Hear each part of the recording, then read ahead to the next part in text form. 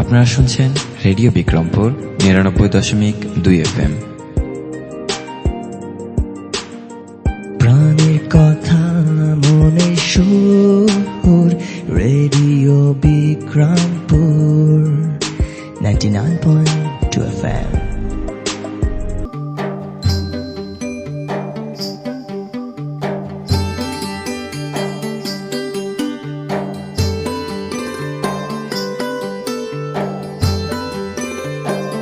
বিশ্বে যা কিছু মহান, সৃষ্টি চিরকল্যাণকর, অর্ধেক তার করিয়াছে নারী, অর্ধেক তার নর।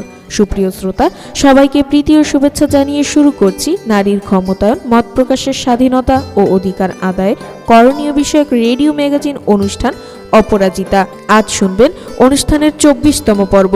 আমাদের এবারের বিষয় কৃষিখাত উন্নয়নের মাধ্যমে সম্ভব নারীদের কর্মসংস্থান বৃদ্ধি। পুরো অনুষ্ঠান জুড়ে আপনাদের সাথে থাকবো আমি সাদিয়া। প্রিয় শ্রোতা, আপনারা শুনছেন রেডিও বিক্রমপুর ৯৯.২ FM। অনুষ্ঠানটি আম্বালা ফাউন্ডেশনের সহায়তায় নির্মিত এবং অনুষ্ঠানটি প্রচার করছে রেডিও বিক্রমপুর ৯৯.২ FM। আমরা আমাদের অনুষ্ঠানের মাধ্যমে চেষ্টা করব নারীর ক্ষমতায়ন, মত প্রকাশের স্বাধীনতা ও অধিকার আদায় করণীয় সম্পর্কে স্থানীয় পর্যায়ে জনসচেতনতা বাড়ানোর। সৃষ্টি থেকে শেষ অবধির কেন্দ্রে রয়েছে নারী। হাজার রূপ একটি নারী, যেন রহস্যের ভাণ্ডারী, কখনো মা, বোন বা প্রিয়তমা স্ত্রী। তাদের জন্যই সুন্দর ধরনী স্রষ্টার করিগরি। নারী স্রষ্টার এক বিস্ময়কর সৃষ্টি। যদিও নর ও নারী এই দুইয়ের মিলিত রূপই সুন্দর ও সাফল্যময় এক পৃথিবী। উভয়ের মিলিত প্রচেষ্টাতে পৃথিবী আজকের এই অবস্থানে এসেছে। শ্রোতা, চলুন জেনে আসি আমাদের আজকের অনুষ্ঠানে কি কি থাকছে। আমাদের আজকের অনুষ্ঠানে থাকছে একটি প্রতিবেদন, একটি গান এবং বিশেষজ্ঞের পরামর্শ। তুমি দারুণ, তুমি আলাদা, তুমি সুন্দর, আর তাই তো তুমি নারী। সুপ্রিয় শ্রোতা, অনুষ্ঠানের এই পর্যায়ে চলুন শুনে আসি একটি প্রতিবেদন। সুলতানা রাজিয়া আপার সবজি বাগানে আপনাদের স্বাগত জানাচ্ছি আমি আকলাকুর রহমান আকাশ, যিনি একজন শিক্ষিত নারী হওয়া সত্ত্বেও কৃষিকাজকে তার পেশা হিসাবে বেছে নিয়েছেন। সাভারের আউকপাড়া এলাকায় 18 বিঘা জায়গার উপরে তিনি গড়ে তুলেছেন তার সাজানো সবজি বাগান। আজ আমরা কথা বলবো সুলতানা রাজিয়া আপার সাথে, শুনবো তার সফলতার গল্প। আমার গার্ডেনিং এর একটা শখ ছিল, তো গার্ডেনিং এর শখ থেকে যখন দেখলাম যে এটাতে ভালো একটা প্রফিট আছে, আবার নারী হিসেবে যদি সংসারে কিছু অবদান রাখা যায়, তো স্বাধীন পেশা হিসেবে আমি এই কৃষি পেশাটাকে বেছে নিয়েছি। তো যেটা আমাকে এখন আমি এটা শখ থেকে এখন প্রফেশনে বদল হয়েছে আমার কৃষিকাজটা। ভালোবাসা না থাকলে আসলে এইসব কাজ করা যায় না। কৃষিকাজটা যেমন সহজ তেমন কঠিন, প্রতিবন্ধকতাও আছে, আবার আপনার সাফল্য আছে। এটা একদিনই সাফল্য আসে না। 2014 থেকে 2019 অনেক চড়াই উতরাই পার হয়ে আমরা এই পর্যন্ত আসছি। আমার আগে একটা বুটিক শপ ছিল, তো যখন আমার 3 নম্বর সন্তান হয়, ছেলে হয়, তখন আমি বুটিক শপটা ক্লোজ করে দিই। তো তখন আমার দোকানে একটা কর্মচারী ছিল, সে বলল যে ম্যাডাম আপনি আমাকে একটা ফার্ম করে দেন, আমার হাঁসের একটা ফার্ম করে দিলে এটা থেকে ভালো প্রফিট হবে।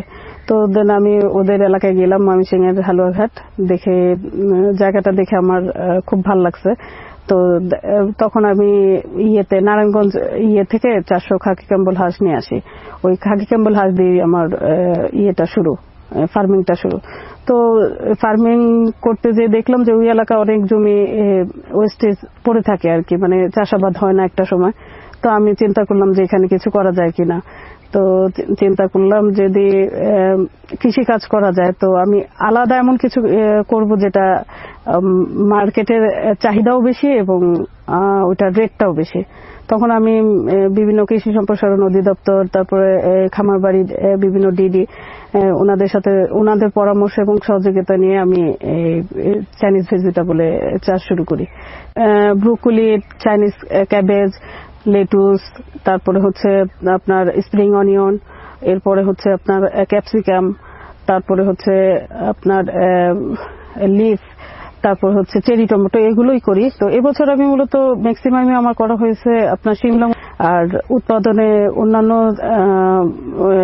ক্রপস থেকে এটার উৎপাদন খরচটা বেশি, বাট এটার ভ্যালুটা বেশি। যখন আমি আমার ফার্মিং শুরু করি তখন থেকেই মানুষের একটা নেগেটিভ চিন্তাধারা ছিল যে মহিলা মানুষ আসে কৃষি কাজ করবে, এটা তারা মানে ইজিলি নেয়নি কখনো। তো হয়তো অনেক সময় ভাবছে যে হয়তো তার এখানে কন্টিনিউ করতে পারবে না সে, তো ওভাবে আমাকে অনেকে বলতো। কিন্তু আমি আমি আমি কারো কথায় কান দিইনি, আমি আমার মতো করে চলছি। সংসারের সাপোর্ট না দিলে আসলে এই কাজটা কখনোই করা সম্ভব হতো না। আমার ফ্যামিলি থেকে আমার হাজবেন্ড, আমার শ্বশুর শাশুড়ি এরা খুবই সাপোর্ট দেয় এবং আমার বাচ্চা কাচ্চাও মোটামুটি আমাকে বুঝে।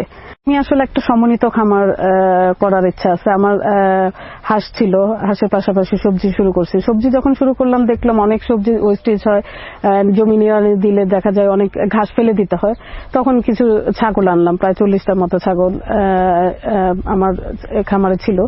তো আবার দেখতাম ছাগলের এই খাবার হওয়ার পরও অনেক ওয়েস্টেজ থাকে। তখন দেখলাম যে গরুটা করি, গরু মোটাটা করি। তো গত বছর আমি করেছিলাম, খুব ভালো একটা প্রফিট পেয়েছি। মানে সেটা আসলে একটা গোয়াল ঘর টাইপের করা হয়েছিল। এই বছর একটা আমি বড় শেড করছি যেখানে 40টা গরুর আপনার অ্যাকোমোডেশন হবে। বিজ্ঞানসম্মত ভাবে আমরা গরু মোটা তাজাকরণ করব এবং প্রাকৃতিক ওয়েতে। নতুন যারা আসবে তাদের অবশ্যই জেনে বুঝে মার্কেট অ্যানালাইজ করে কোথা থেকে আপনার শুরু করতে হবে, কিভাবে শুরু করতে হবে। হুট করে এসে তো শুরু করা যাবে না, আগে তাকে বুঝতে হবে। 2, 3, 4, 6 মাস আপনার বিভিন্ন ফার্মে, সমন্বিত ফার্ম আছে, কৃষি ফার্ম আছে, যে যেটাতে যেতে চায় আর কি, ওখানে সময় দিতে হবে, জানতে হবে এবং হাতে কলমে শিখে যদি এসে নামে তাহলে সে কখনোই মানে লসের মুখ দেখবে না।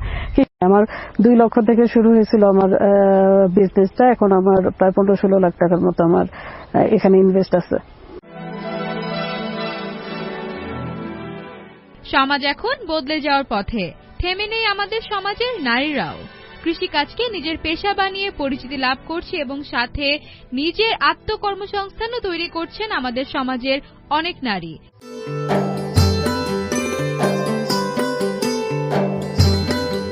নারী তবু পায়নি আজও সমান অধিকার, নারী কেন পেল না আজও মানবাধিকার?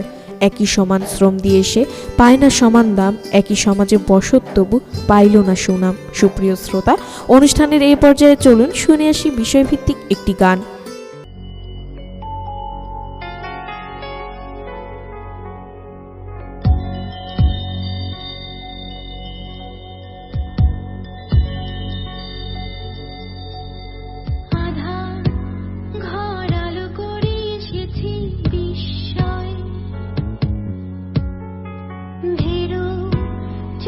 স্বাগত হবার আশা নিশ্চয়, নিন্দা আর নিশিরাতে নয় তার জন্য।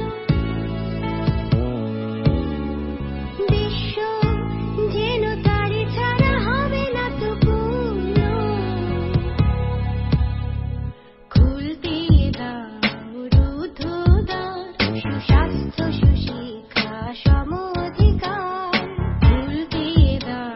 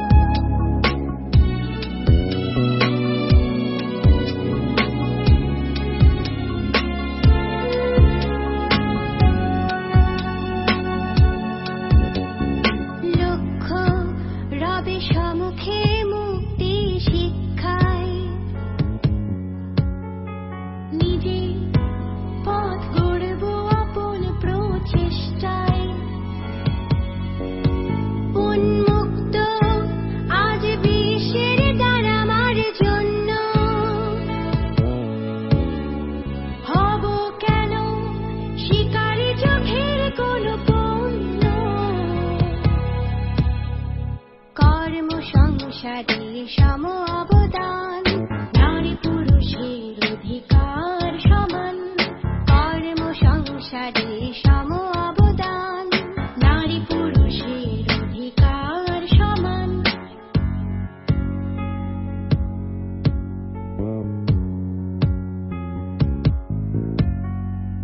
এই ছোট যারা যত্ন চায়, কাল মিলব রং পাতায় পাতায়, জানতে চাই লড়তে চাই, বাঁচতে চাই নিয়ে নিজ পরিচয়, জানতে চাই লড়তে চাই, বাঁচতে চাই নিয়ে নিজ পরিচয়। বিশাল মমতার এই আমাদের একের অধিকার ধরতে পারি, সুস্থ সুন্দর আগামীর দিশারি। আমি নারী, আজকের নারী, হ্যাঁ আমি নারী, আজকের নারী, আমি নারী, আগামীর নারী।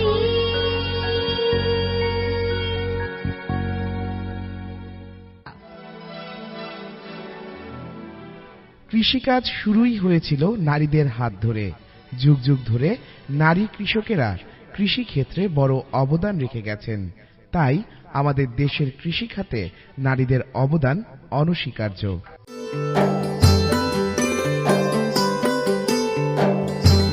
হে নারী, পৃথিবীর সবচেয়ে সুন্দর ফুল আর সবচেয়ে বর্ণময় কবিতার চেয়েও আকর্ষণীয় তুমি। প্রিয় শ্রোতা, চলুন অনুষ্ঠানের এ পর্যায়ে শুনে আসি বিশেষজ্ঞের পরামর্শ। আমি আগে বলেছি যে যতটা না পুরুষ শ্রমিক কৃষক, তার চেয়ে বেশি হচ্ছে কৃষানি। তো এইটার একমাত্র কারণ হচ্ছে, কারণ দেখা যাচ্ছে আমাদের ছেলেরা দেশের বাইরে চলে যাচ্ছে, কিংবা যে যার গ্রাম থেকে ঢাকাতে চলে আসতেছে, গ্রামটা কিন্তু খালি পড়ে থাকতেছে। এই খালি অংশটা দখল করে আছে মহিলা কৃষকরা। তো সেই ক্ষেত্রে মহিলা কৃষকরা এভাবে আগায় আসুক, হয়তোবা পুরো মজুরিটা সে পায় না, তারপর আমার কথা হচ্ছে যে শুরু তো হচ্ছে, কাজটা করতেছে, শুরু হচ্ছে, কিছুটা মজুরি যদিও তার প্রাপ্য মজুরি তার দেওয়া উচিত। তারপর কৃষিক্ষেত্রে নারীদের অবস্থান ইনশাল্লাহ মানে চোখে পড়ার মতো। আমাদের দেশে বা প্রান্তিকে যেসব নারীরা অবস্থান করছেন তারা বরাবরই কৃষিকাজের সাথে জড়িত। কিন্তু আজকাল শুধু প্রান্তিকের নারীরাই নন, সমাজের বিভিন্ন স্তরের নারীরা কৃষিকাজকে পেশা হিসেবে নিচ্ছেন। অনেকে শখের বশে, আবার অনেকে নিজের আত্মকর্মসংস্থান তৈরির উদ্দেশ্যে অল্প পুঁজির মাধ্যমে তারা সুযোগ পাচ্ছেন কৃষিকাজ করার। আমাদের দেশে কৃষক হতে কৃষানির সংখ্যাই বেশি, কেননা আমাদের সমাজের পুরুষেরা বা গ্রামে যারা বাস করেন তারা অন্যান্য কাজকে পেশা হিসেবে নিয়ে থাকলেও ঘর সামলে নারীরা কৃষিকাজেও সময় দেন।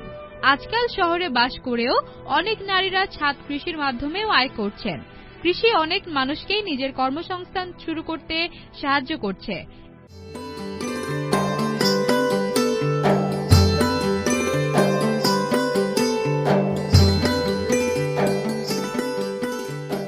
হে নারী, সমাজ গড়ার কারিগর তুমি, তোমারই মুঠোয় বিশ্বসুখ। প্রিয় শ্রোতা, আমরা অনুষ্ঠানের একেবারে শেষ পর্যায়ে চলে এসেছি। এতক্ষণ আপনারা শুনলেন নারীর ক্ষমতায়ন, মত প্রকাশের স্বাধীনতা ও অধিকার আদায় করণীয় বিষয়ক রেডিও ম্যাগাজিন অনুষ্ঠান অপরাজিতা। অনুষ্ঠানটি আমলা ফাউন্ডেশনের সহায়তায় নির্মিত। অনুষ্ঠানটি প্রচারিত হল রেডিও বিক্রমপুর 99.2 FM এ। পুরো অনুষ্ঠান জুড়ে আপনাদের সাথে ছিলাম আমি সাদিয়া। অনুষ্ঠানের আগামী পর্ব শুনতে আমন্ত্রণ জানিয়ে শেষ করছি আমাদের আজকের অনুষ্ঠান। সবাই স্বাস্থ্যবিধি মেনে চলুন, সুস্থ থাকুন, নিরাপদে থাকুন, আর সব সময় কান পাতুন রেডিও বিক্রমপুর 99.2 FM এ। এবার বিদায়ের পালা। তার আগে জানিয়ে দেব আজ আমরা অপরাজিতার এই আয়োজনে সাথে ছিলাম। উপস্থাপনায় আমি সাদিয়া, প্রকৌশল সহযোগিতায় ছিলেন মামুনুর রশিদ। অনুষ্ঠানটি নির্দেশনা ও পরিকল্পনায় ছিলেন মোহাম্মদ আওলাদ হোসেন খান শিবলি। অনুষ্ঠানটি প্রচার করছে রেডিও বিক্রমপুর 99.2 FM।